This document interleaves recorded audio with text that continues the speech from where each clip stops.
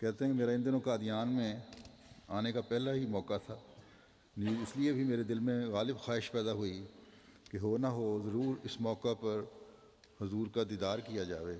شاید اگر ملازمت پر چلا گیا تو پھر خدا جانے حضور کو دیکھنے کا موقع ملے یا نہ ملے، لہٰذا یہی ارادہ کیا کہ پہلے قادیان چلا جاؤں اور حضور کو دیکھ آؤں اور پھر وہاں سے واپس آ کر اپنی ملازمت پر چلا جاؤں۔ کہتے ہیں میں قادیان کو یہ اس سوچ کے ساتھ آیا تھا، لیکن جو ہی یہاں آ کر میں نے حضور کے چہرہ مبارک کا دیدار کیا تو میرے دل میں یکلخت یہ خیال پیدا ہوا کہ اگر مجھ کو ساری ریاست کشمیر بھی مل جائے تو بھی آپ کو چھوڑ کر قادیان سے باہر ہرگز نہ جاؤں۔ یہ محض آپ کی کشش تھی جو مجھے واپس نہ جانے پر مجبور کر رہی تھی۔ میرے لیے آپ کا چہرہ مبارک دیکھ کر قادیان سے باہر جانا بہت دشوار ہو گیا، یہاں تک کہ مجھے آپ کو دیکھتے ہی سب کچھ بھول گیا۔ میرے دل میں بس یہی ایک خیال پیدا ہو گیا کہ اگر باہر کہیں تیری تنخواہ 1000 بھی ہوگی تو کیا ہوگا، لیکن تیرے باہر چلے جانے پر پھر تجھ کو یہ نورانی اور مبارک چہرہ ہرگز نظر نہ آئے گا۔ میں نے اس خیال پر کہ وطن کو جانا ترک کر دیا، اپنے وطن کو جانا ترک کر دیا اور یہی خیال کیا کہ اگر آج یا کل تیری موت آ جائے تو حضور ضرور ہی تیرا جنازہ پڑھائیں گے، جس سے تیرا بیڑا بھی پار ہو جائے گا اور اللہ تعالیٰ بھی راضی ہو جائے گا، اور قادیان میں ہی رہنے کا ارادہ کر لیا۔ میرا یہاں پر ہر روز کا یہی معمول ہو گیا کہ ہر روز ایک لفافہ دعا کے لیے حضور کی خدمت میں آپ کے در پر جا کر کسی کے ہاتھ بھجوا دیا کرتا، لیکن دل میں یہی خطرہ رہتا کہ کہیں حضور میرے اس عمل سے ناراض نہ ہو جائیں اور دل میں یہ محسوس نہ کریں کہ ہر وقت تنگ کرتا رہتا ہے۔ لیکن میرا یہ خیال غلط نکلا، وہ اس لیے کہ ایک روز حضور نے مجھے تحریراً جواب میں فرمایا کہ آپ نے یہ بہت اچھا رویہ اختیار کر لیا ہے کہ مجھے یاد کرواتے رہتے ہو، جس پر میں بھی آپ کے لیے خدا تعالیٰ سے دعا کرتا رہتا ہوں اور انشاءاللہ پھر بھی کرتا رہوں گا۔ اللہ تعالیٰ آپ کو خود ہی دین و دنیا میں کامیابی دے گا اور خدا آپ پر راضی ہو جائے گا، اور آپ کی شادی بھی خدا ضرور ہی کرا دے گا۔ آپ مجھے یاد دہانی کراتے رہا کرو، میں آپ پر بہت خوش ہوں۔ کہتے ہیں کہ خاکسار نے حضور کی اس تحریر کو شیخ غلام احمد صاحب نو مسلم کو دکھایا اور کہا کہ حضور نے آج خاکسار کو یہ تحریر فرمایا ہے، اور پھر کہا یہ کیا بات ہے کہ میں نے تو کبھی کسی موقع پر بھی حضور کو اپنی شادی کرنے یا کرانے کے بارے میں اشارہ تک نہیں کیا۔ اس پر شیخ صاحب ہنس کر کہنے لگے کہ اب تو تمہاری شادی بہت جلد ہونے والی ہے، کیونکہ حضور کا فرمانا خالی نہیں جایا کرتا، آپ تیاری رکھیں۔ لکھتے ہیں کہ خدا شاہد ہے کہ حضور کے اس فرمانے کے قریباً 2 ماہ کے اندر اندر ہی میری شادی ہو گئی۔ اس سے پہلے میری کوئی بھی کسی جگہ شادی نہیں ہوئی تھی، میری 2 شادیاں حضور نے ہی کرائی تھیں، ورنہ مجھ جیسے پردیسی کو کون پوچھتا تھا۔ یہ محض حضور کی خاص مہربانی اور نظر کرم تھی کہ آپ کے فعل میری شادیاں ہوئیں، کہاں میں اور کہاں یہ عمل۔ حضرت ماسٹر محمد پریل صاحب رضی اللہ تعالیٰ عنہ ساکن کمال ڈیرہ سندھ لکھتے ہیں کہ اشہد ان لا الہ الا اللہ وحدہ لا شریک لہ واشہد ان محمدا عبدہ ورسولہ، اما بعد۔ اس عاجز نے اللہ تعالیٰ کے فضل و کرم سے جولائی 1905 میں حضرت جری اللہ فی حلول الانبیاء پر دست بیت ہوا تھا۔ اس زمانے میں مسجد مبارک بہت چھوٹی تھی، 4-5 آدمی صف میں بیٹھتے تو جگہ بھر جاتی تھی۔ اس ماہ میں بہت گرمی تھی، یعنی جولائی میں۔ حضرت اقدس مسیح موعود علیہ الصلوۃ والسلام جب مسجد میں تشریف آور ہوتے تو میں پنکھا چلاتا تھا، ہاتھ کا پنکھا چلا جاتا تھا۔ مولوی محمد علی صاحب کا دفتر مسجد مبارک کے اوپر تھا۔ ایک دن مولوی محمد علی صاحب کو کچھ حضور کے آگے گزارش کرنی تھی۔ ان کا خیال تھا کہ بیٹھ کر گزارش کروں، مگر بیٹھنے کی جگہ نہیں تھی۔ کہتے ہیں یہ عاجز حضرت اقدس کے زانوں مبارک سے اپنے زانوں کو ملا کر پنکھا چلاتا تھا مولوی محمد علی نے ایک آدمی کو اشارہ کیا کہ اس کو پیچھے ہٹنے کے لیے اشارہ کرو. کہتے ہیں میں اشارے پر پیچھے ہٹنے لگا تو حضرت اقدس مسیح موعود علیہ السلام نے میرے زانوں پر ہاتھ مار کر فرمایا مت ہٹو، بیٹھے رہو اس طرح. یہ عاجز پھر پنکھا چلانے لگا اور مولوی محمد علی صاحب نے کھڑے ہو کر اپنی گزارش کی. حضرت اقدس نے ان کو مناسب جواب دیا. مولوی صاحب تحریر کر کے لکھ کر چلے گئے. اس زمانے میں تو اس بات کا خیال نہیں رہا. لکھتے ہیں کہ لیکن اب اس بات سے بہت سرور اور لذت آتی ہے کیونکہ میں ایک ادنا آدمی اور بے سمجھ، اردو بھی پوری طرح نہیں آتی تھی، اور مولوی محمد علی صاحب ایم اے اور عالم تھے، مگر نبی اللہ کی نظر میں ادنا اور اعلیٰ ایک ہی ہوتا ہے. یہ عاجز 15 دن صحبت میں رہا اور ہر ایک دن میں حضرت اقدس علیہ الصلوۃ والسلام کا نورانی چہرہ روشن دیکھنے میں آتا تھا. اس عاجز کو یہ ہی معلوم ہوتا تھا کہ اب حمام خانہ سے غسل کر کے آ گئے ہیں اور سر مبارک کے بالوں جو کندھے کے برابر تھے سے گویا موتیوں کے قطرے گر رہے ہیں. اس عاجز نے 15 روز میں حضرت اقدس علیہ الصلوۃ والسلام کے چہرہ مبارک میں غم نہیں دیکھا. جب بھی مجلس میں آتے خوش خندہ پیشانی ہوتی. پھر حضرت چودھری عبدالحکیم صاحب، ولد چودھری شرف الدین صاحب، گھاکٹ چیمان، تحصیل وزیر آباد، ضلع گوجرانوالا، لکھتے ہیں کہ 1902 کی گرمیوں کا موسم تھا.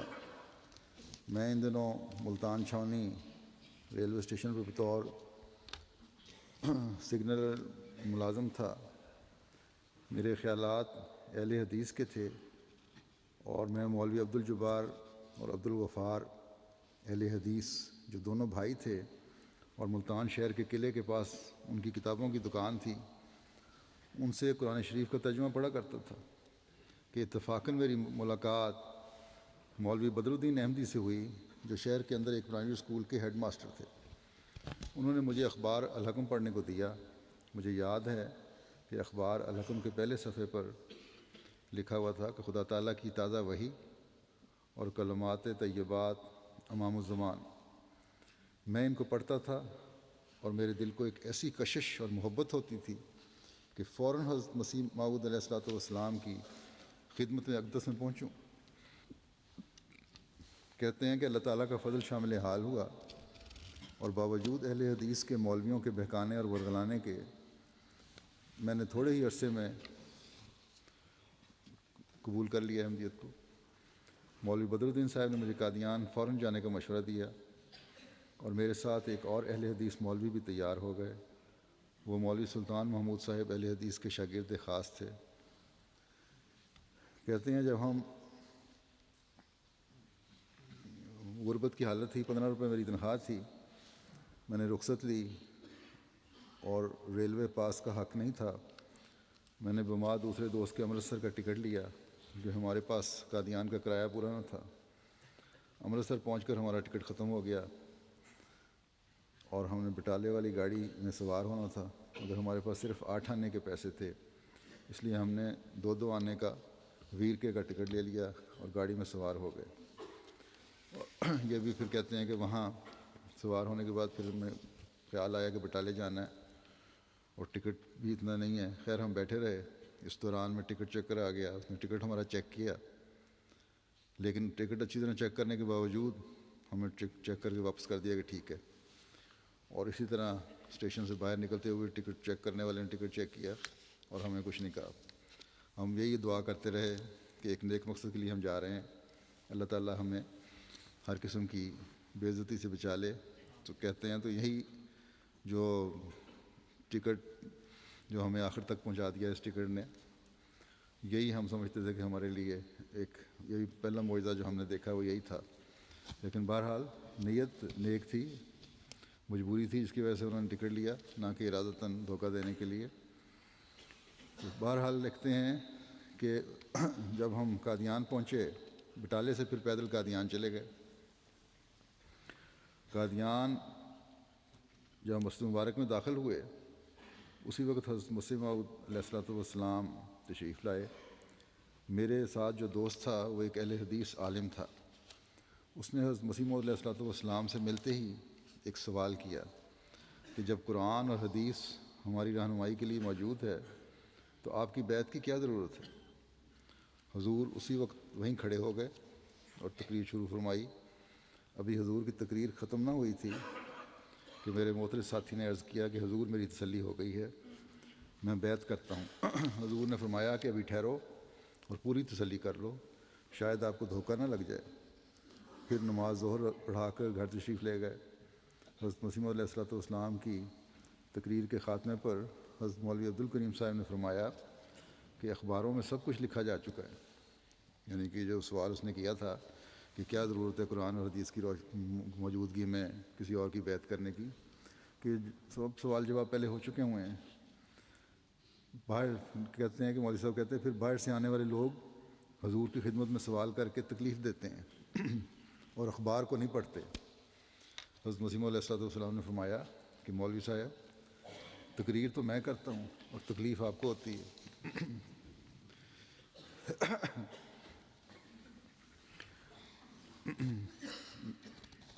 ہر سوال کرنے والے کا بڑی خندہ پیشانی سے جواب فرمایا کرتے تھے.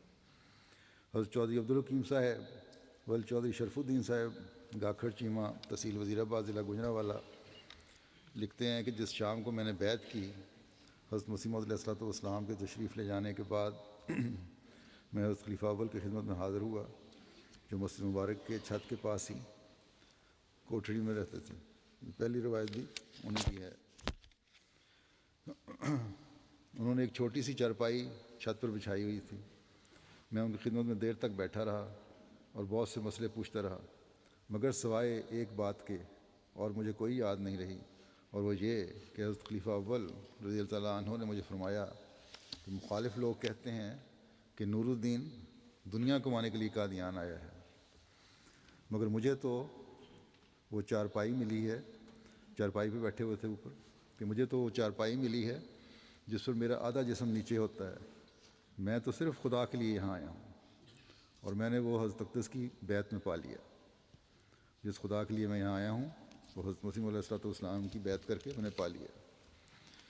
یہی اعزاز تھا جس کی وجہ سے حضرت مسیح علیہ الصلوۃ والسلام نے شعر میں حضرت خلیفہ اول کی تعریف اس طرح کی ہوئی ہے کہ خوش بودے اگر ہر یک ز امت نور دین بودے، ہمیں بودے اگر ہر دل پر از نور یقین بودے. یہ کیا ہی خوشی کی بات ہو اگر ہر ایک دل میں نور الدین کی طرح کا جذبہ ہو، اور یہ اسی وقت ہو جب ہر دل میں ایک یقین بھرا ہو حضرت مسیح علیہ الصلوۃ والسلام کے دعوے کے بارے میں، حق الیقین پر قائم ہوں، تبھی وہ رتبہ ملتا ہے جو حضرت مولانا نور الدین صاحب کو ملا.